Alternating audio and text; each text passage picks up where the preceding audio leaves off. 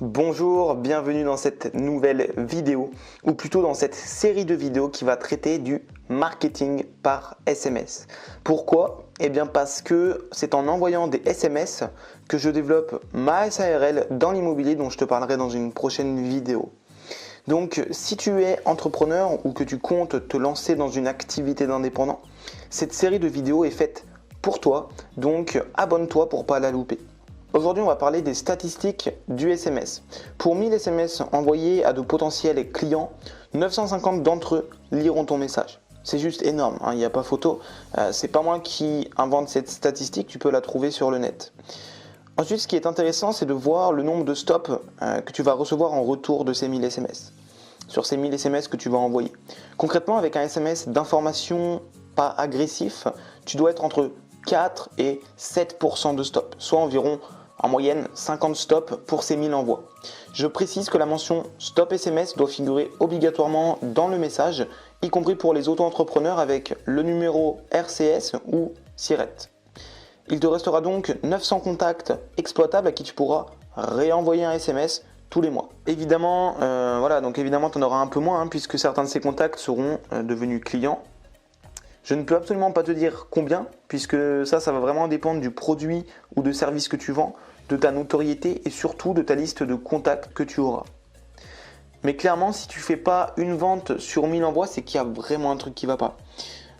Ensuite, en fonction de ton activité, le SMS peut simplement t'aider à te faire connaître et à développer une audience, par exemple, si tu vends des formations en ligne. Tu n'es pas obligé de te servir du SMS pour faire que de la vente.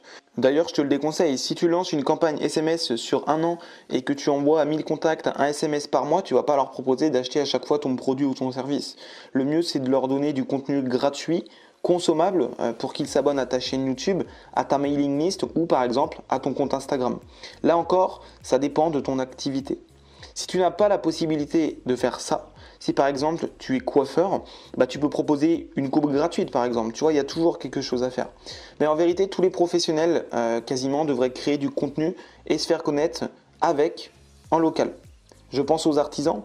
Un plombier, il peut faire une vidéo exceptionnellement où il va montrer quel produit utiliser pour entretenir ses canalisations.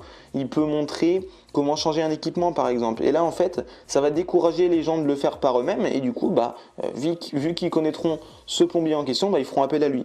Donc retiens juste qu'il y a toujours une solution pour se faire connaître et faire que tu vas avoir de nouveaux clients en permanence.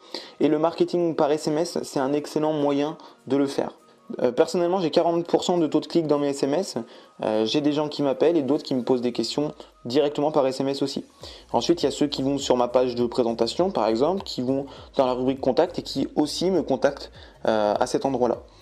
Donc toi, si tu es créateur de contenu, c'est facile, il faut juste faire un message qui attire l'attention, le tourner de sorte à ce que les gens cliquent sur le lien de ta vidéo YouTube par exemple. Pour ça, évidemment, il y a plein de stratégies et d'astuces dont je te parlerai dans cette série de vidéos SMS Marketing.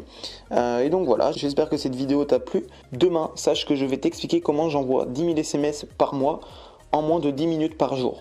Donc abonne-toi pour développer cette vidéo et à demain.